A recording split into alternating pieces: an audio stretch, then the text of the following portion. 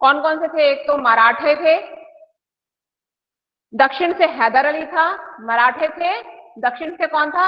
हैदर अली, और उसका बेटा जो था टीपू सुल्तान। ठीक है, एक तो कौन था? मराठे, दूसरी तरफ दक्षिण से हैदर अली और टीपू सुल्तान, और विदेशियों में फ्रांसीसी और अंग्रेज। ठीक है, विदेशी जो थे उनमें तो कौन कौन से थे? फ्रांसीसी और अंग्रेज थे, और उधर से मराठे थे और हैदर अली और उसका पुत्र टीपू सुल्तान। ठीक है, तो ये चार लोग थे। हैदर अली बोल सकते हैं हम लोग, हैदर अली था, मराठे थे, फ्रांसीसी और अंग्रेज, के चार लोग जो थे उस समय भारत पर भारत की सत्ता हासिल करने के लिए, भारत पर अधिकार करने के लिए लगातार प्रयासरत थे। इन चारों दावेदारों में, या कह लेंगे जो इस पर भारत पर कब्जा करना चाहते थे, उनमें उन चारों में से सबसे भारी पलड़ा जो था किसका था? उस समय मराठों का था। ठीक है, इसी बीच दिल्ली पर ईरानी बादशाह, किस बीच? जब इन लोगों के बीच में ही संघर्ष चल रहा था, इन लोगों के बीच में ही जब संघर्ष चल रहा था, उस समय ईरानी बादशाह, ईरान का बादशाह कौन था? ईरान का बादशाह कौन था उस समय? नादिर शाह। ठीक है, इसी दिल्ली पर ईरानी बादशाह नादिर शाह ने आक्रमण किया। नादिर शाह ने यहाँ पर आक्रमण तो किया, लेकिन यहाँ पर बसना नहीं चाहता था। ठीक है, अधिकार नहीं करना चाहता था, उसने लूटपाट मचाई, यहाँ से बहुत सारी धन दौलत ले गया, उसके साथ में बोलते हैं तख्ते ताउस लेकर गया था। ठीक है, जो कि हमारे देश की शान थी, तख्ते ताउस वो ले गया था। और बोलते हैं कि मुगल शासक कमजोर पड़ गए थे उस समय जब ईरानी बादशाह नादिर शाह ने आक्रमण किया। तो पहले ही मैंने बताया था ना, एक तरीके से देखा जाए तो औरंगजेब के समय से ही भारतीय जो हिंदू जो प्रजा थी वो अंग्रेज इससे मुगल बादशाहों से नाराज तो थी, सपोर्ट में थी नहीं, समर्थन में थी नहीं उनके, तो वो वैसे ही नाराज थी। ठीक है, तो क्या हो गया, जिस समय इसने ईरानी बादशाह नादिर शाह ने आक्रमण किया, उस समय क्या हो गया कि एक तरीके से देखा जाए तो हिंदू प्रजा या सैनिक जो थे, हिंदू राजा जो थे, उन्होंने समर्थन नहीं किया। ठीक है, और बिना समर्थन के बोलते हैं कमजोर होने के कारण उस पर विजय पाना, किस पर? नादिर शाह पर विजय पाना बहुत ही मुश्किल था। और यही कारण था कि नादिर शाह का यही कारण था कि वो जो मुगल बादशाह थे उसका सामना नहीं कर पाए और उन्हें हार माननी पड़ी। वे दूसरे छोटे शासकों के हाथों की कठपुतली बन गए। ईस्ट इंडिया कंपनी जो मुगल बादशाह को उपहार और कर भेजा करती थी, धीरे धीरे क्या हो गया कि उस समय क्या है, मुगल शासक थे, उनका वर्चस्व था, प्रभुत्व था, दबदबा था। उस कारण क्या है कि यहाँ पर अपनी एक बोलते ना पहचान बनाने के लिए यहाँ पर किसके किसके लिए आए थे? अंग्रेज जो थे एक तरीके से व्यापार करने के उद्देश्य से आए थे। ठीक है, और व्यापार के लिए उन्होंने क्या है जो भी प्रयास किए उसमें वो क्या करते थे कि अपना मुगल जो शासक थे उनको उपहार, कर, टैक्स भी दिया करते थे, उपहार दिया करते थे खुश करने के लिए। ठीक है, उनका एक साथ पाने के लिए, उनसे मित्रता पाने के लिए क्या करते थे? टैक्स तो देते ही थे। ठीक है, मुगल शासकों को टैक्स तो देते थे, लेकिन टैक्स के साथ में उनको उपहार भी दिया करते थे। ठीक है, बड़े बड़े उपहार दिया करते थे। ठीक है, उसके चलते क्या है, धीरे धीरे एक डिस्टेंस नहीं रहा। ठीक है, बीच में फासला नहीं रखा। एक तरीके से जो शासक और एक तरीके से देखा जाए तो व्यापारी के बीच में जो फासला होना चाहिए, एक दूरी होनी चाहिए, तभी सामने वाला डरता भी है। ठीक है, धीरे धीरे क्या किया ब्रिटिश, ये इन्होंने मुगल शासकों ने क्या किया, धीरे धीरे ये अंग्रेज जो थे उनके समीप आ गए। ठीक है, उपहार देकर, कर देकर उनके समीप आ गए, और उसका फायदा जो है अंग्रेजों ने उठाया। ठीक है, समीप आ गए मीन्स एक तरीके से मित्रता कर ली, और उस मित्रता का फायदा उठाकर ही वो ताकतवर होते चले गए। ठीक है, कुछ लोगों को अपने फेवर में कर लिया, धीरे धीरे धीरे धीरे जो चीजें नहीं होनी चाहिए थी वो भी मनवाना शुरू कर दिया। उसके चलते बोलते हैं कि अंग्रेज जो हैं वो ताकतवर होते चले गए। सन नादिर शाह के हमले के बाद अफगानिस्तान भारत से अलग हो गया। पहले अफगानिस्तान भारत का ही हिस्सा था, लेकिन जिस समय नादिर शाह ने भारत पर आक्रमण किया उसके बाद नादिर शाह के आक्रमण के बाद नादिर शाह ने कब आक्रमण किया था?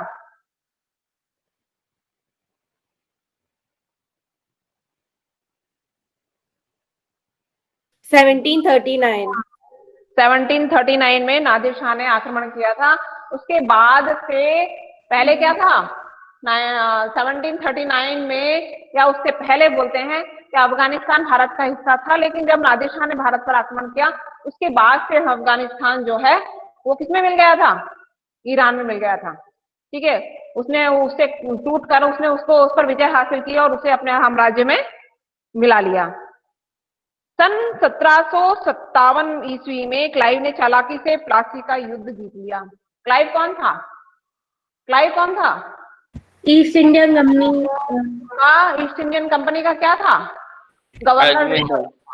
हाँ, गवर्नर जनरल था बेटा। क्लाइव जो था उस समय 1757 ईस्वी में ईस्ट इंडिया कंपनी का बेटा गवर्नर जनरल था।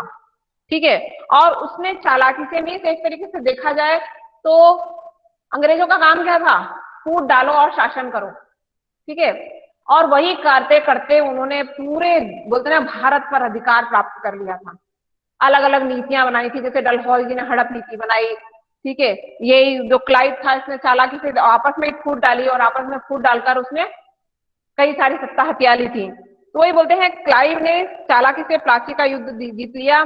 धीरे धीरे बंगाल और बिहार भी अंग्रेजों के अधीन हो गया। ठीक है, धीरे धीरे क्या कर दिया कि बंगाल और बिहार पर उन्होंने अपना अधिकार स्थापित कर लिया था। अंग्रेज शासन के कुछ साल बाद ही इन दोनों प्रदेशों में अकाल पड़ा। यूं बोलते हैं कि समय की फेर होती है। एक तो क्या है, अंग्रेजों की मार। ठीक है, अंग्रेजों ने जब सत्ता बंगाल और बिहार पर अधिकार प्राप्त कर लिया तो एक तरीके से उनकी जो नीतियां थी वो प्रजा के हित में नहीं थी, किसानों और प्रजा के हित में नहीं थी। वैसे ही किसान और मजदूर लोग जो थे वो तो वैसे ही मर रहे थे। ठीक है, उनकी स्थिति तो वैसे ही खराब थी। और जब अंग्रेजों ने अधिकार कर लिया बंगाल और बिहार में, ठीक है, एक तो पहले क्या लड़ाई झगड़े इनसे क्या है, वैसे ही बर्बादी तो बहुत ज्यादा हुई थी। तभी जब अंग्रेजों ने इस पे बंगाल बिहार पर आक्रमण किया, सत्ता वो अधिकार कर लिया, तभी क्या है एक भयंकर अकाल पड़ा। और उस अकाल के कारण हालत बद से बदतर होती चली गई और बोलते हैं कई सारे लोग जो हैं उसमें अकाल के कारण मारे गए। दक्षिण भारत में भी अंग्रेजों ने फ्रांसीसियों को परास्त कर अपना झंडा लहराया। और धीरे धीरे वही मैंने बोला ना कि अंग्रेज जो है फ्रांसीसियों से ताकतवर होते चले गए, या उनकी जो जड़ें हैं वो मजबूत होती चली गई। और उन्हीं जड़ों के कारण उन्होंने सन किसमें बोलते हैं दक्षिण भारत में, एक तो पहले तो कब्जा करना बहुत मुश्किल था उस समय वहां फ्रांसीसी थे, लेकिन अंग्रेजों ने वहां पर भी अपनी सत्ता कायम कर ली थी। उन्हें फ्रांसीसियों को हराकर वहां पर अपना झंडा फहरा लिया था। बंगाल बिहार और दक्षिण भारत पर अंग्रेजों को विजय के बाद भी लोग मराठा संगठन को ही भारत का भावी शासक मान रहे थे। ठीक है, अंग्रेजों ने जब बंगाल और बिहार पर अधिकार कर लिया, दक्षिण भारत पर अंग्रेजों की विजय भी हो गई, लेकिन फिर भी लोग जो हैं मराठों जो हैं उन्हीं की सत्ता को स्वीकार करना चाह रहे थे। कहने का तात्पर्य यह है कि वो अंग्रेजों को विदेशी मानते थे और उनके ठीक है नीचे रहकर, यानी कि उनको अपना स्वामी या अपना बोलते ना बादशाह स्वीकार करने के लिए राजी नहीं थे। दूसरी ओर हैदर अली और टीपू सुल्तान ने भी अंग्रेजों को बुरी तरह परास्त किया। ठीक है, दूसरी तरफ हैदर अली और टीपू सुल्तान जो थे उनके लगातार हमले चल रहे थे, उनके प्रयास चल रहे थे। किस चीज के प्रयास चल रहे थे? अंग्रेजों को हराने के, ठीक है, उन्हें देश से बाहर निकालने के, खदेड़ने के उनके प्रयास लगातार जारी थे। हैदर अली विदेशी हमलों से पूरे भारत को बचाकर संपूर्ण राष्ट्र की कल्पना करता था। ठीक है, हैदर अली का ये नहीं था कि सिर्फ वो अपने राज्य को बचाना नहीं चाहता था, वो संपूर्ण भारत से अंग्रेजों को बाहर निकालकर एक अखंड भारत की स्थापना करना चाहता था। उसकी मृत्यु के बाद अंग्रेजों ने सन 1799 में, ठीक है, जैसे ही हैदर अली की मृत्यु, मैंने बताया ना आपको, हैदर अली जो था वो ज्यादा बलशाली थे। अगर वो कुछ समय और उसको जीने का वो तो टीपू सुल्तान 1799 को मरा था ना। टीपू सुल्तान ने 1799 को मरा था, तो 1781 को ये हैदर अली मरा था। कब मरा था वो? 1799। हाँ, टीपू सुल्तान मरा था। उसकी मृत्यु के बाद अंग्रेजों ने 1799 ईस्वी में टीपू सुल्तान को हराकर एक बड़ी जीत, हाँ उससे पहले मर गया था ना बेटा, 1799 से पहले मर गया था ना हैदर अली मैम।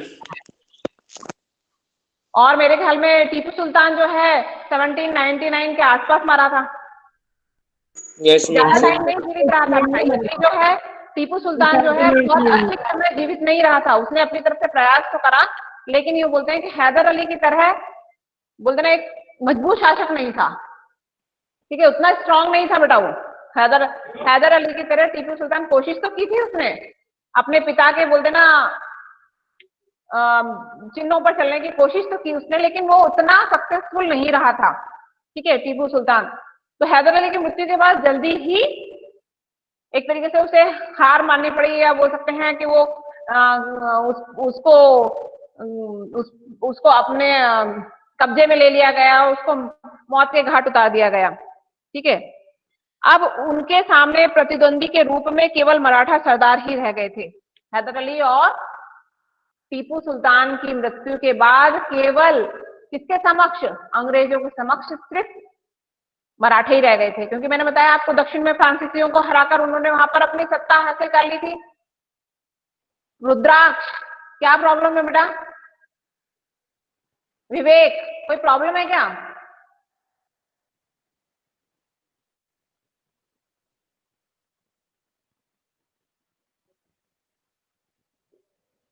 नहीं बेटा, लग रहा है तुम्हें कुछ प्रॉब्लम है। अगर नहीं क्लास अटेंड करनी होती है तो क्यों ज्वाइन करते हो आप लोग? सिर्फ मात्र अटेंडेंस के लिए या पेरेंट्स को धोखा देने के लिए?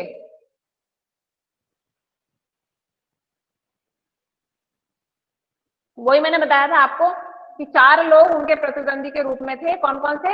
एक तो फ्रांसीसी, दूसरे मराठे, टीपू सुल्तान और हैदर अली, ठीक है। तो वहां फ्रांसीसी को हरा ही दिया था उन्होंने।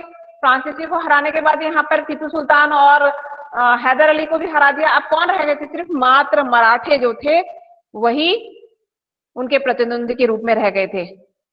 उनका आपसी बैर ही उनकी पराजय का कारण बना। और बोलते हैं मराठों में जो आपस में जो बैर रहा, एक तरीके से उसमें भी मैंने बताया ना अंग्रेजों का बहुत बड़ा हाथ रहा कि वो क्या करते थे, डिवाइड एंड रूल, मीन्स 2 राजाओं का आपस में लड़ाना, या उन्हीं के ही सेनापति को किसी को अपने कब्जे में कर फूट डालना, ठीक है। और क्या है, ये तभी संभव हो पाता है जब हम अपने ही लोगों पर विश्वास नहीं करते हैं, दूसरों की तुलना में, ठीक है। हम दूसरों पर विश्वास करते हैं, अपने लोगों पर विश्वास नहीं करते, तभी इस तरह की समस्याओं का सामना हमें करना पड़ता है। तो वही हुआ बेटा कि उन्हें हार क्यों, उन्हें हार का सामना क्यों करना पड़ा मराठों को? उनकी आपसी बैर के कारण, ठीक है। उनमें आपस में ही जो बैर था वही उनकी हार का कारण बना। उन्होंने अलग अलग युद्ध कर मराठों को हराया। क्यों? मैंने वही बताया ना कि वो एकजुट नहीं थे। एकजुट न होने के कारण उन्हें पराजय का सामना करना पड़ा। मराठे जो थे एकजुट नहीं थे, अलग अलग छोटे छोटे राज्यों में विभाजित होकर वहां पर वो शासन कर रहे थे। और बोलते ना ये तो पुरानी बात, ये तो पुराने समय से चली आ रही है। लोग बात कहते हैं कि एकता में शक्ति होती है, एक लकड़ी को आराम से तोड़ा जा सकता है, लेकिन जब लकड़ियों का गट्ठा होता है और उसको तोड़ने की कोशिश करें हम, तब हमारे लिए उसे तोड़ना बहुत मुश्किल होता है। तो वही हुआ कि अलग अलग छोटे छोटे राज्यों पर जब इन्होंने मराठों ने मतलब अपनी सत्ता कायम की हुई थी, वो अपने राज्य को बचाने के प्रयास में लगे रहे, जबकि वो एकजुट होकर अगर उसका सामना करते अंग्रेजों का तो शायद से, क्योंकि इसमें यही बताया है स्टार्टिंग से आप लोगों ने पढ़ा है कि उस समय मराठे जो थे वो सबसे ज्यादा ताकतवर थे।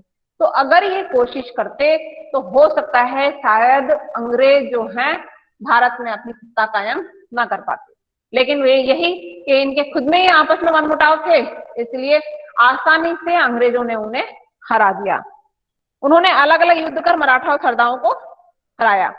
कुछ सरदारों ने बिना युद्ध लड़े ही उनकी अधीनता स्वीकार कर ली, ठीक है। और कई जगह तो ऐसा हुआ कि कुछ मराठों ने तो ये कि भाई हम तुम्हें हेल्प करेंगे, तुम हमें हेल्प करो, ठीक है। एक तरीके से देखा जाए तो दुश्मन को ही अपना दोस्त बना लिया। आप खुद एक तरीके से इनवाइट कर रहे हो कि ठीक है अगर तुम मुझे, हाँ दक्ष आचार्य गद्दार, ठीक है, एक तरीके से देखा जाए तो दुश्मन को ही आप अपना मित्र बना रहे हो। कब बोलते ना, बगल में छुरी वाला हिसाब, आप अपने बगल में ही दुश्मन पाल रहे हो।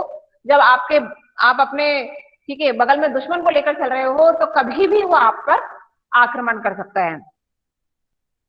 तो उन्होंने युद्ध ही नहीं किया। ठीक है, कुछ जो मराठी सरदार ऐसे थे जिन्होंने वो युद्ध नहीं किया और अपने आप से ही अंग्रेजों की अधीनता को स्वीकार कर लिया।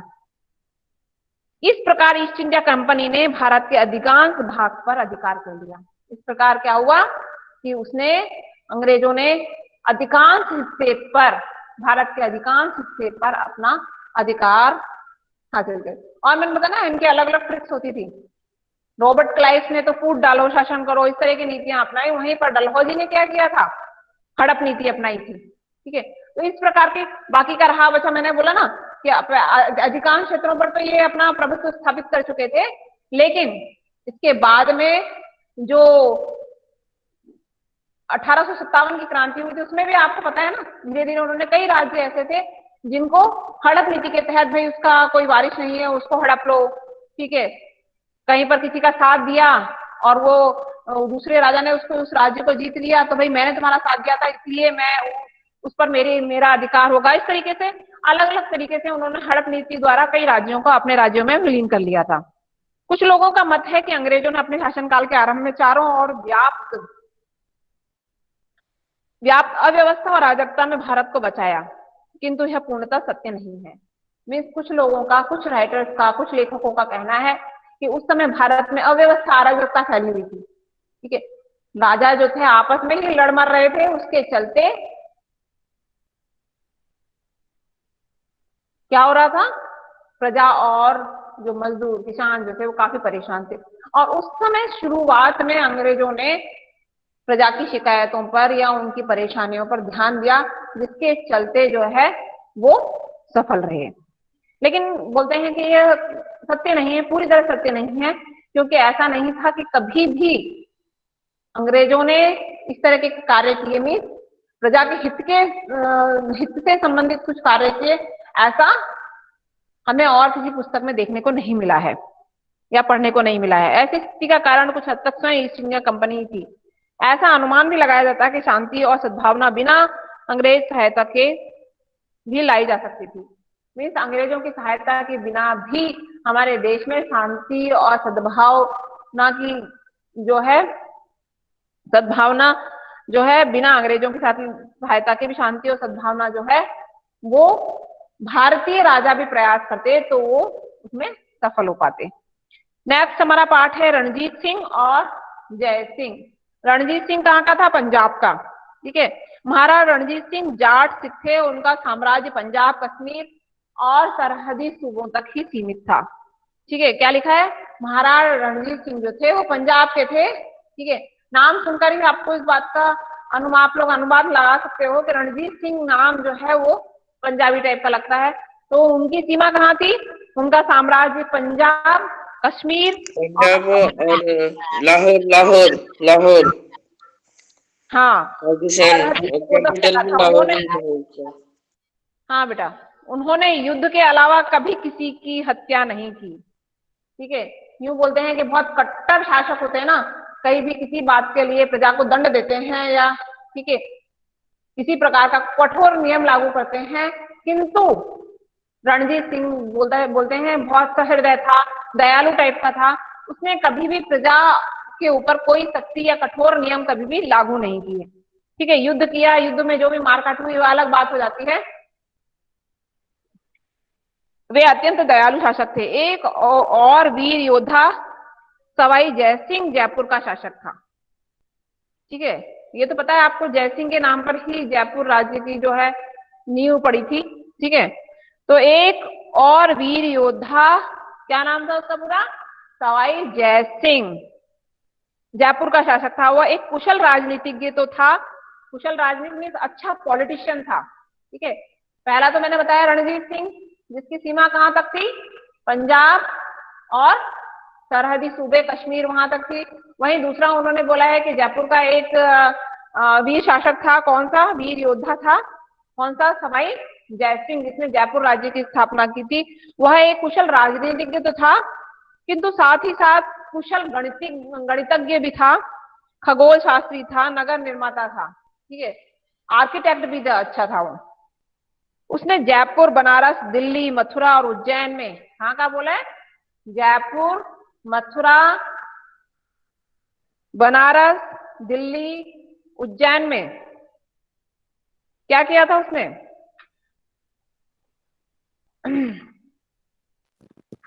वेधशालाएं बनाई।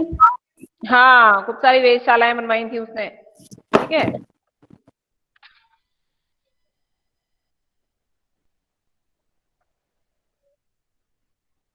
और बड़ी बड़ी वेधशालाएं बनवाई और जयपुर नगर भी बसाया था। वही मैंने बोला ना, उसके द्वारा ही जयपुर नगर की रचना हुई थी। जयपुर नगर की योजना यूरोपीय नगरों के नक्शों पर आधारित थी, ठीक है। जो यूरोपीय नक्शे थे उसके आधार पर उसने उसको सिस्टमैटिक तरीके से बसाया था। किसको? जयपुर नगर को। चारों ओर जब युद्ध और आतंक फैला हुआ था उस समय भी राजा जयसिंह ने एक कुशल वैज्ञानिक की तरह काम किया और उसकी मृत्यु सन 1743 ईस्वी में हुई थी।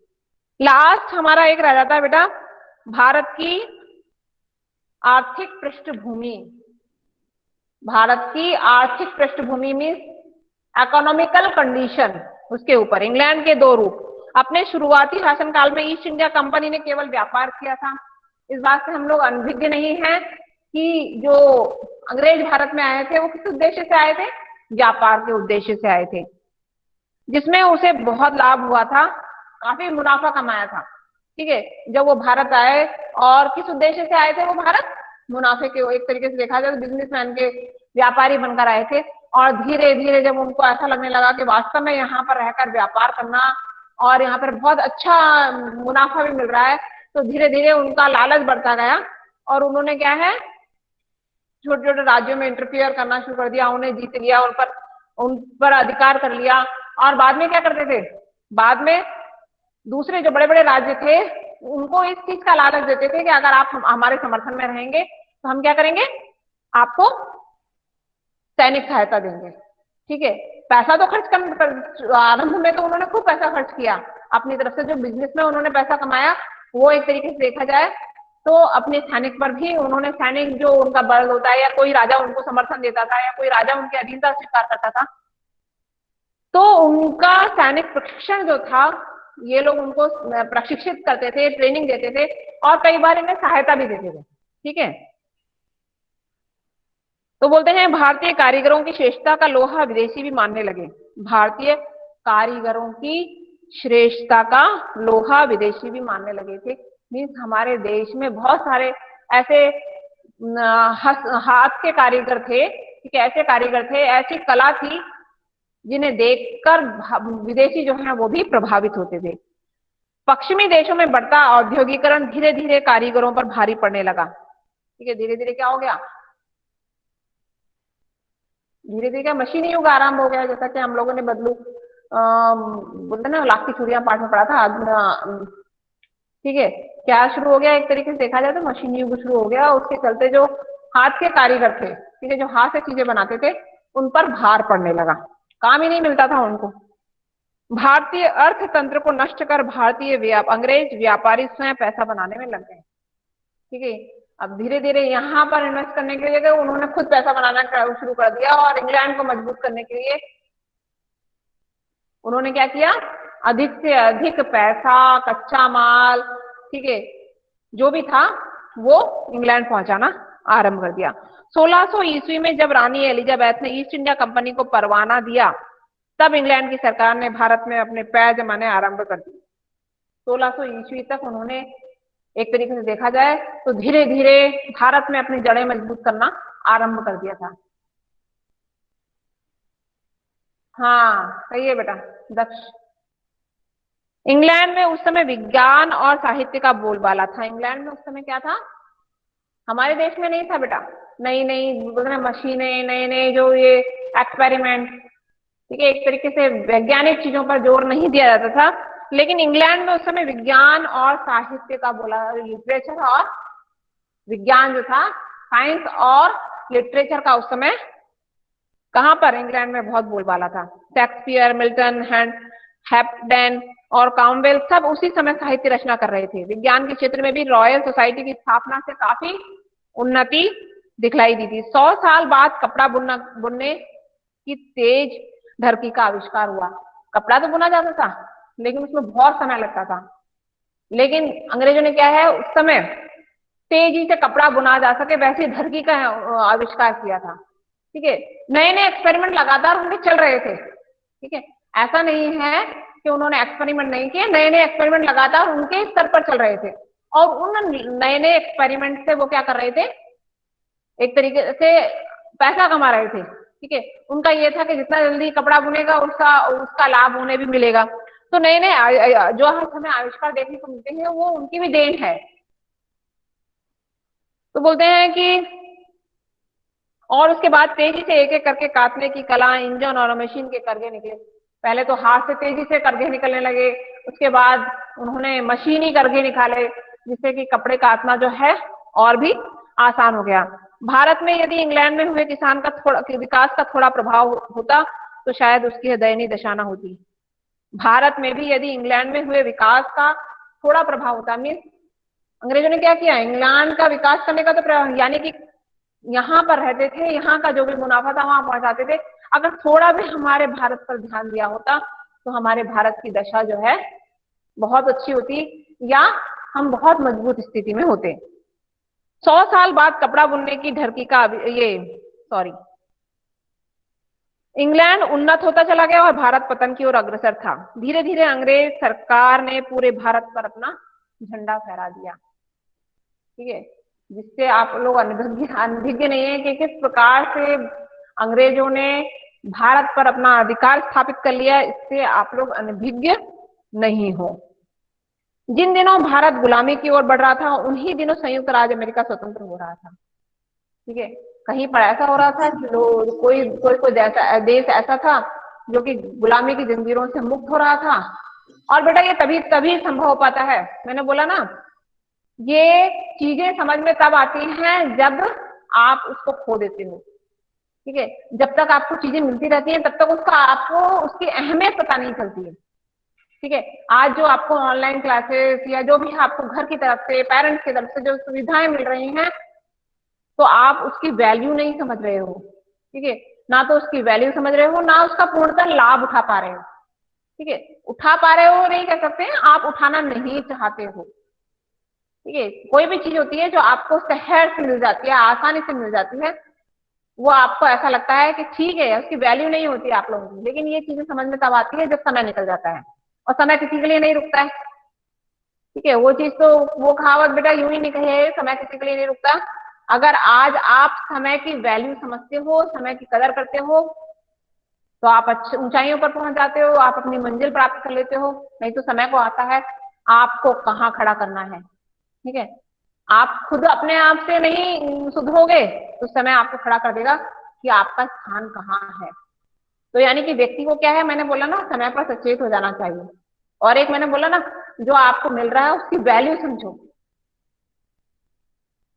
तो वही है कि क्यों गुलाम हुए, क्योंकि आजादी की वैल्यू नहीं समझी हुई थी उन्होंने।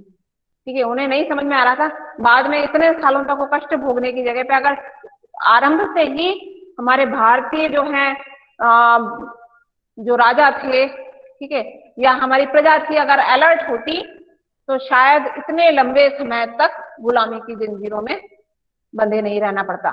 ठीक है, अंग्रेजों की गुलामी जो है सहन, इतने कष्ट जो है उन्होंने सहन किए, वो सहन नहीं करने पड़ते। उन लोगों के पास अपनी कोई संस्कृति नहीं थी, किन लोगों के पास, जो उन्हें नई शुरुआत में मदद करे। यदि हम अंग्रेजों के अधीन हुए ही ना होते तो भारत अधिक स्वाधीन और समृद्ध होने के साथ साथ विज्ञान और कला के क्षेत्र में भी इतनी उन्नति करता कि संसार उनके सामने नतमस्तक खड़ा होता। ठीक है, वही मैंने बोला ना कि भारत तो सोने की चिड़िया के नाम से जाना जाता था, इतनी समृद्धि, धन, सब कुछ था। ठीक है, किंतु क्या है, मैंने बोला ना, आप वही मान के चलो एक तरीके से कि आपके हाथ में, आपके पास पैसा है, धन संपत्ति है, आज आपको मौका मिल रहा है लेकिन आप उसका फायदा नहीं उठा रहे हो, तो क्या है, वो हर समय एज इट इज नहीं रहने वाला है। आज आपके पास है, कल हो सकता है आपके पास ना रहे।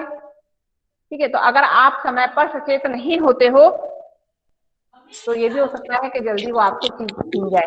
ठीक है, तो बेटा ये पाठ आप लोगों का पूरा हो गया।